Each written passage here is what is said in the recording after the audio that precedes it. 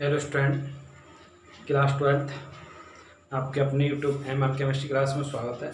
जैसा कि देखिए क्लास 12th के अंदर पी ब्लॉक पढ़ रहे हैं। पी ब्लॉक को हमने 16वें वर्ग भी खत्म कर लिया। आज हम 17वें वर्ग की ओर चलेंगे। तो देखिए पहला क्वेश्चन इसमें हमारा यही बनता है कि 17वें वर्ग या 7वें वर्ग के तत्वों की आवर्त सारणी में इलेक्ट्रॉन विन्यास के आधार पर स्थिति की विवेचना कीजिए, अथवा इनको हैलोजन तत्व भी कहते हैं। हैलोजन तत्वों की आवर्त सारणी में इलेक्ट्रॉन विन्यास के आधार पर स्थिति की विवेचना कीजिए। तो देखेंगे, देखिए जो 7वें वर्ग के तत्व होते हैं वो क्या होते हैं। 7वें वर्ग के तत्व क्या होते हैं? F fluorine, chlorine, bromine, iodine और एस्टेटिन। तो देखिए इसको याद करने का एक तरीका 9 होता है, इसका 35 होता है, इसका 17 होता है। तो देखिए 2 7, दूसरी कक्षा में कितने इलेक्ट्रॉन आते हैं? 8 आते हैं। तो 8 इसमें जोड़ो 17 हो जाएगा। अब इसका करोगे 2 8 7, इसमें 18 आते हैं, 18 इसमें जोड़ो 35 हो जाएगा। इसका क्या करोगे 2 8 18 7, इसमें भी 18 आते हैं, 18 जोड़ दो तो कितना हो जाएगा? 53 हो जाएगा। तो हो जाएगा 2 8 18 18 7। इसका कितना होता है? 85। क्या हो जाएगा? 2 8 18 32 18 7। अब देखिए इनको याद करने के एक ट्रिक से भी याद कर सकते हो कि फ्रेश क्लियर ब्रांड इंडियन आटा, फ्रेश क्लियर ब्रांड इंडियन आटा। इस प्रकार देखिए हमने इनका इलेक्ट्रॉन विन्यास किया। अब देखिए इनके इलेक्ट्रॉनों को हमने अब किया गया कक्षा में भरा। अब कक्षा में भर लो 1s2 2s2 2p5। ऐसे इसका करो 1s2 2s2 2p6 3s2 3p5। इसका करोगे 1s2 2s2, इस प्रकार आपका जाएगा, जो जाएगा वो क्या जाएगा? 4p5 में जाएगा। इसी प्रकार इसका करो 1s2 2s2, ये आएगा 5p5 में जाएगा। ऐसे इसका करो 1s2 2s2, तो ये आएगा 6p5 में जाएगा। तो यहाँ से देखिए हमने सभी वर्गों के लिए कुछ चीजें बताई हैं। जैसे इसका मैं पहला पॉइंट डालूंगा इलेक्ट्रॉनिक विन्यास।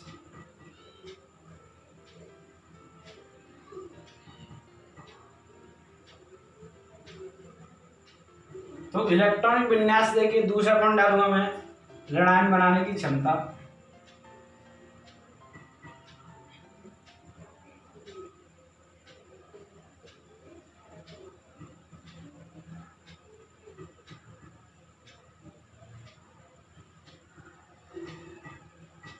तीसरा पॉइंट लिखूंगा मैं ऑक्सीकारक गुण।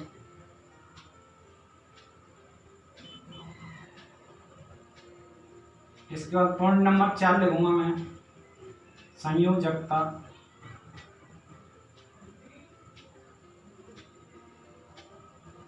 इसके बाद पॉइंट नंबर 5 लिखूंगा मैं ऑक्सीकरण संख्या।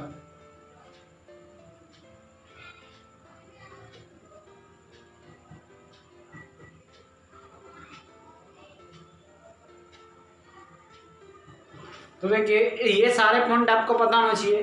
पॉइंट नंबर 6 परमाणु त्रिज्या।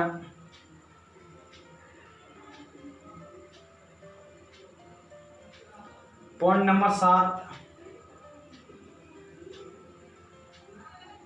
आयनिक त्रिज्या।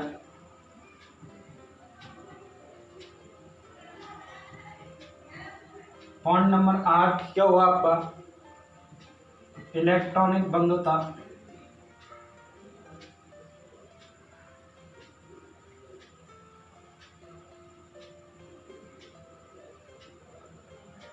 पॉइंट नंबर 9 क्या होगा आपका? विद्युत ऋणात्मकता।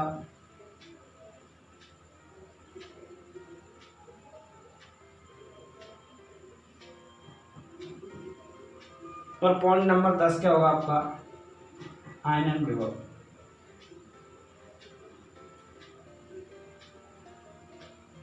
तो देखिए इस प्रकार हमने सभी क्वेश्चनों में 15वें वर्ग में 16वें वर्ग में ये क्वेश्चन इस प्रकार पढ़ा। तो देखिए यहाँ पर हम देखेंगे पहला पॉइंट इलेक्ट्रॉनिक विन्यास क्या होता है। तो देखिए इलेक्ट्रॉन विन्यास क्या होता है कि देखिए इस वर्ग के तत्वों से स्पष्ट होता है कि इनकी अंतिम कक्षा में 7 इलेक्ट्रॉन है और 7 इलेक्ट्रॉन होने के कारण इन्हें 7वें वर्ग में रखा गया है। पहला पॉइंट बता रहा हूँ मैं, क्या इस वर्ग के तत्वों की अंतिम कक्षा में 7 इलेक्ट्रॉन है और 7 इलेक्ट्रॉन होने के कारण इन्हें 7वें वर्ग में रखा गया है।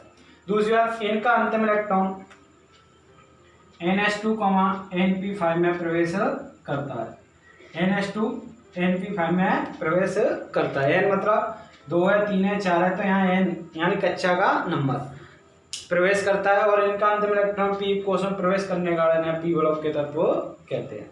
दूसरी बात देखिए, ऋणायन बनाने की क्षमता। तो देखिए ये सभी इलेक्ट्रॉन एक एक इलेक्ट्रॉन ग्रहण करेंगे, तो क्या है, इस प्रकार ये ऋणायन बनाने की क्षमता रखते हैं। तो क्या लिखोगे कि इस वर्ग के तत्व इलेक्ट्रॉन एक इलेक्ट्रॉन ग्रहण करके ऋणायन बनाने की क्षमता रखते हैं। अब देखिए ये ऋणायन बनाने की क्षमता रख रहे हैं, तो देखिए यहाँ से जो आपका ऑक्सीकारक गुण होगा वो भी क्या होगा कि इस वर्ग के तत्व एक इलेक्ट्रॉन ग्रहण करके ऑक्सीकारक गुण व्यक्त करते हैं।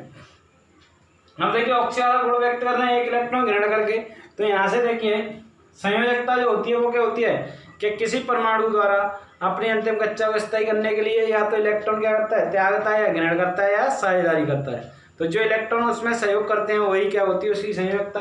तो यहाँ पर ये क्या है, एक इलेक्ट्रॉन ग्रहण कर रहा है, तो इस वर्ग के तत्वों की जो संयोजकता होती है वो कितनी होती है, 1 होती है। इसी प्रकार ऑक्सीकरण संख्या की बात करूँ तो 1 भी होती है और क्या होती है, 3 भी होती है, 5 भी होती है, 7 भी होती है, लेकिन कुछ तत्वों को छोड़कर होती है, को छोड़कर। जैसे देखिए आप फ्लोरीन की बात करो तो इसमें देखिए डीप कोश होगा नहीं होगा, क्योंकि इसके इलेक्ट्रॉन यही वर्ग है, लेकिन यहाँ तीसरी कक्षा के लिए डीप कोश होता है, इसमें होगा 3d0। तो जैसे मैंने देखिए ऐसे इलेक्ट्रॉनों को भरा, इसी प्रकार मैंने पी के इलेक्ट्रॉनों को भरा, कितने 5 इलेक्ट्रॉन, 1 2 3 4 5, और इसके बाद डी के आपका खाली है। तो देखिए इस कंडीशन में जो इसकी ऑक्सीकरण संख्या होगी 1 होगी। अब यहाँ से देखिए ये एक इलेक्ट्रॉन इसमें चला जाएगा, यानी उत्तेजित अवस्था अपनाएगा प्रथम, तब इसमें 1 2 3 इलेक्ट्रॉन है वो तो हो गए तो 3 हो जाएगी। इसके बाद एक ये यहाँ चला जाएगा तो ये खाली हो जाएगा, तो अब कितना होगा 1 2 3 4 5, तो इस कंडीशन में 5 हो जाएगी। फिर क्या होगा, एक यहाँ चला जाएगा, तो इस कंडीशन में कितनी हो जाएगी, 1 2 3 4 5 6 7, तो इसकी ऑक्सीकरण संख्या 1 3 5 व 7 होती है कुछ तत्वों को छोड़कर, जैसे कि फ्लोरीन की नहीं होती इसी कारण।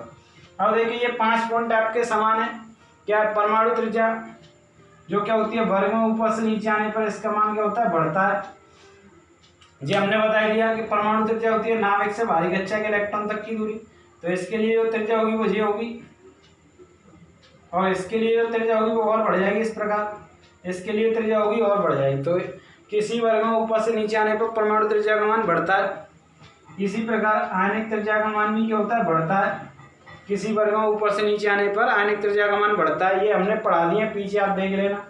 इलेक्ट्रॉन बंधुता का मान घटता है और विद्युत ऋणात्मकता का मान भी घटता है, ऐसे ही आपका आयनन विभव का मान भी घटता है।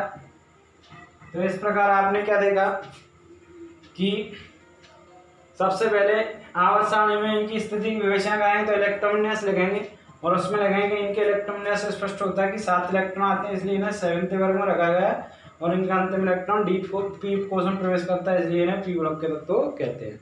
दूसरी बात देखेंगे कि ये इलेक्ट्रॉन ग्रहण करके ऋणायन बनाने की क्षमता रखते हैं, इसलिए ये ऑक्सीकरण गुण व्यक्त करेंगे। संयोजकता 1 होती है, ऑक्सीकरण संख्या 1 3 5 7 होती है कुछ तत्वों को छोड़कर।